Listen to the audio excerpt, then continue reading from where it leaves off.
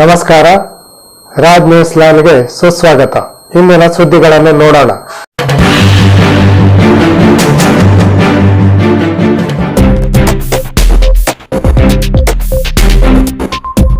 October ಇಲ್ಲವೇ November ತಿಂಗಳಲ್ಲಿ ತಾಲೂಕಾ ಪಂಚಾಯತ್ ಹಾಗೂ ಜಿಲ್ಲಾ ಪಂಚಾಯತ್ ಚುನಾವಣೆಗಳು ನಡೆಯುವ ಸಾಧ್ಯತೆ.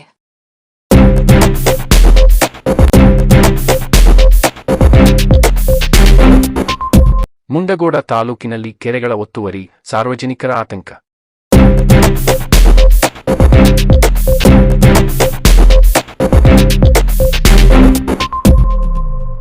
ನನ್ನ ಶಾಸಕ ಸ್ಥಾನದ 2 ವರ್ಷದ ಅವಧಿಯಲ್ಲಿ ಶಿರಸಿ, ಸಿದ್ದಾಪುರ ಕ್ಷೇತ್ರದ ಅಭಿವೃದ್ಧಿಗಾಗಿ 382 ಕೋಟಿ ರೂಪಾಯಿ ಹಣ ತಂದಿದ್ದೇನೆ ಎಂದು ಶಾಸಕರಾದ ಭೀಮಣ್ಣ ನಾಯಕ ತಿಳಿಸಿದ್ದಾರೆ.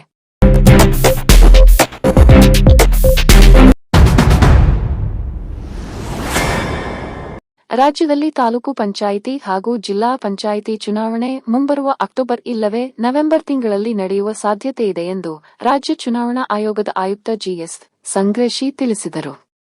ತಿಪಟೂರಿನ ಪ್ರವಾಸಿ ಮಂದಿರದಲ್ಲಿ ಸುದ್ದಿಗಾರರಿಗೆ ಈ ವಿಷಯ ತಿಳಿಸಿದ ಅವರು, ಜಿಲ್ಲಾ ಪಂಚಾಯಿತಿ ಮತ್ತು ತಾಲೂಕು ಪಂಚಾಯಿತಿ ಚುನಾವಣೆಗಳಿಗೆ ಸರ್ಕಾರ ಮೀಸಲಾತಿ ನಿಗದಿಪಡಿಸಿ ಪಟ್ಟಿಯನ್ನು ಚುನಾವಣಾ ಆಯೋಗಕ್ಕೆ ನೀಡಬೇಕಿದೆ.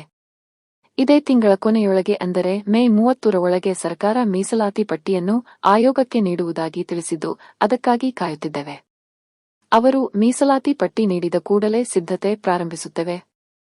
ಸಿದ್ಧತೆ ಹಾಗೂ ಚುನಾವಣಾ ತಯಾರಿಗಾಗಿ 2-3 ತಿಂಗಳು ಬೇಕಾಗುತ್ತದೆ. ಹಾಗಾಗಿ ದಸರಾ ನಂತರ ಅಂದರೆ ಈ ವರ್ಷ ನವೆಂಬರ್ನಲ್ಲಿ ಜಿಲ್ಲಾ ಪಂಚಾಯತ ಮತ್ತು ತಾಲೂಕಾ ಪಂಚಾಯತ ಚುನಾವಣೆ ನಡೆಸುವ ಸಾಧ್ಯತೆಯಿದೆ ಎಂದು ಮಾಹಿತಿ ನೀಡಿದರು.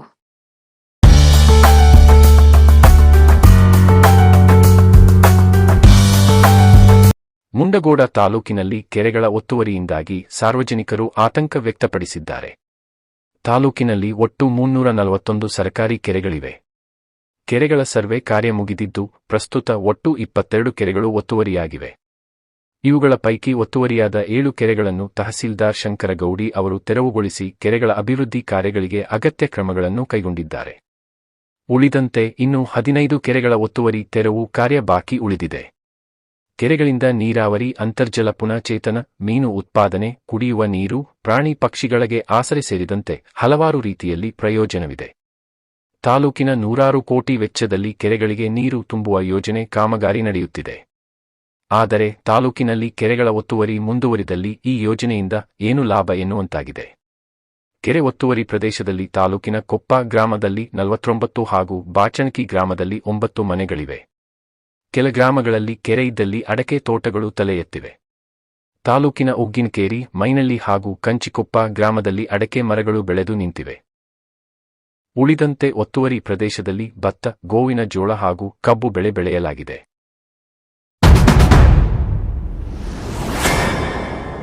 ನನ್ನ ಶಾಸಕ ಸ್ಥಾನದ 2 ವರ್ಷದ ಅವಧಿಯಲ್ಲಿ ಶಿರಸಿ, ಸಿದ್ದಾಪುರ ಕ್ಷೇತ್ರದ ಅಭಿವೃದ್ಧಿಗಾಗಿ 382 ಕೋಟಿ ರೂಪಾಯಿ ಹಣ ತಂದಿದ್ದೇನೆ ಎಂದು ಶಾಸಕರಾದ ಭೀಮಣ್ಣ ನಾಯಕ ತಿಳಿಸಿದ್ದಾರೆ. ಈಗ ಲೋಕೋಪಯೋಗಿ ಇಲಾಖೆ ಮೊದಲೇ ಹಂತದ ಸುಮಾರು 40 ಕೋಟಿ ಹಣ ಬಂದಿರುವಂಥದ್ದು, ಸಿದ್ದಾಪುರ ಮಳವಳ್ಳಿ ಕೈಗಾರಿಕೆಗಳ 30 ಕೋಟಿ ಹಣ ಬಂದಲ್ಲಿ ಕೂಡ ಕಾಮಗಾರಿ ಪ್ರಾರಂಭ ಆಗಿರುವಂಥದ್ದು, ರಾಜ್ಯ ಹೆದ್ದಾರಿ SHDP 20 ಕೋಟಿ ಬಂದಿರುವಂಥದ್ದು, ಗ್ರಾಮೀಣ ಅಭಿವೃದ್ಧಿಗೆ 14.5 ಕೋಟಿ ಕೊಟ್ಟಿರುವಂಥದ್ದು, ನಗರೋತ್ಥಾನ ಹಂತ 4 ಅಭಿವೃದ್ಧಿ ಕಾಮಗಾರಿಯಲ್ಲಿ ಸುಮಾರು 965 ಲಕ್ಷ ಹಣವನ್ನು ಕೊಟ್ಟಿರುವಂಥದ್ದು. ಇನ್ನು ಸಣ್ಣ ನೀರಾವರಿ ಕೆರೆಗೆ 718 ಕೋಟಿ ಹಣವನ್ನು ಕೊಟ್ಟಿರುವಂಥದ್ದು, ಸಮುದಾಯ ಭವನ ನಿರ್ಮಾಣಕ್ಕಾಗಿ 550 ಲಕ್ಷ ಹಣವನ್ನು ಈಗಾಗಲೇ ಕೊಟ್ಟಿರುವಂಥದ್ದು, ಅಲ್ಪಸಂಖ್ಯಾತ ಕಾಲೋನಿ ಅಭಿವೃದ್ಧಿಯಾಗಿ 500 ಲಕ್ಷ ಹಣ, ಸಣ್ಣ ನೀರಾವರಿ ಕೆರೆ ಅಭಿವೃದ್ಧಿಯಾಗಿ 475 ಲಕ್ಷ. ಈಗಾಗಲೇ ಬುದ್ಧಿ ಪೂಜೆಯನ್ನು ನಾವು ಮಾಡಿ ಬಂದಿದ್ದೇವೆ. ಉಪ ಪ್ರಾದೇಶಿಕ ವಿಜ್ಞಾನ ಕೇಂದ್ರ ಎಷ್ಟು 352 ಲಕ್ಷ, ನಗರ ವ್ಯಾಪ್ತಿಯ ರಸ್ತೆ ಕಾಮಗಾರಿ SFC 350 ಲಕ್ಷ, APMC 250 ಲಕ್ಷ, ಶಾಸಕರ ಪ್ರದೇಶ ಅಭಿವೃದ್ಧಿ ಯೋಜನೆ ಅಡಿಯಲ್ಲಿ 200 ಲಕ್ಷ, ಲೋಕೋಪಯೋಗಿ ಇಲಾಖೆ ಕಾಲುಸಂಘಕ್ಕಾಗಿ 178 ಲಕ್ಷ, SC ಹಾಗೂ ST ಯೋಜನೆಯಲ್ಲಿ ರಸ್ತೆ 175 ಲಕ್ಷ, ಮುಜರಾಯಿ ಇಲಾಖೆ ದೇವಸ್ಥಾನದ ಅಭಿವೃದ್ಧಿಗಾಗಿ 153 ಲಕ್ಷ, ಪ್ರವಾಸೋದ್ಯಮ ಇಲಾಖೆಯಿಂದ 100 ಲಕ್ಷ, ಮಳೆ ಪರಿಹಾರ ಯೋಜನೆ ಅಡಿಯಲ್ಲಿ ರಸ್ತೆ ಕಾಮಗಾರಿಯಾಗಿ 3 ಲಕ್ಷ, ಕರಾವಳಿ ಪ್ರಾಧಿಕಾರ ಅನುದಾನ 50 ಲಕ್ಷ, ಮಲೆನಾಡು ಪ್ರದೇಶಾಭಿವೃದ್ಧಿ ಮಂಡಳಿ ಅನುದಾನ 35 ಲಕ್ಷ,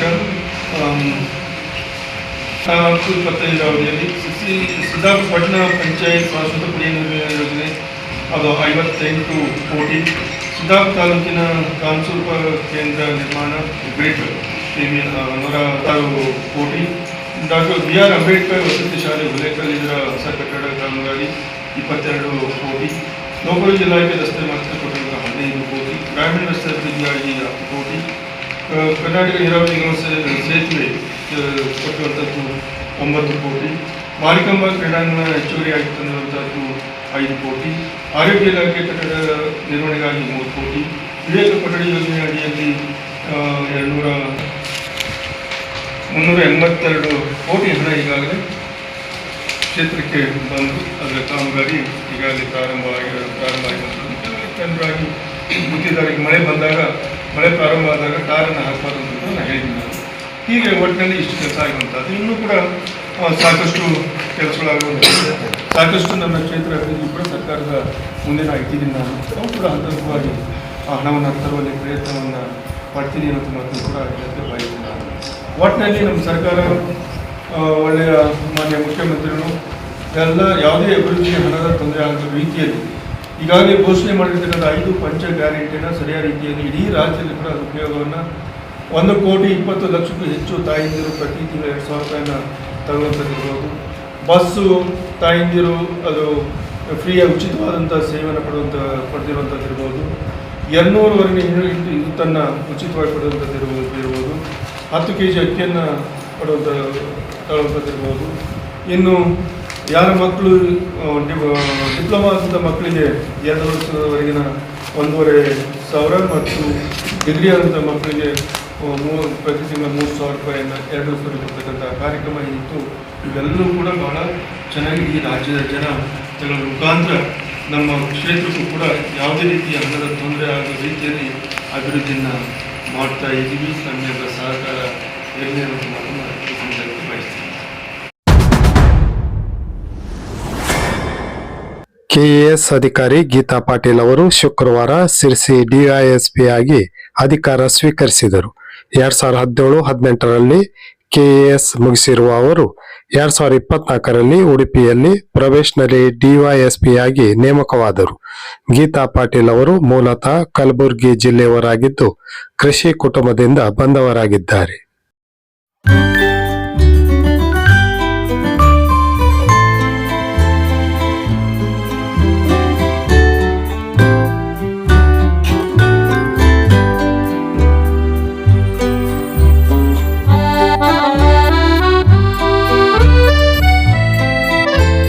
ನಿಖರ ನಿಷ್ಪಕ್ಷಪಾತ ಸುದ್ದಿಗಾಗಿ ರಾಜ್ ನ್ಯೂಸ್ ಲೈನ್ ಅನ್ನು ತಪ್ಪದೇ ನೋಡಿ.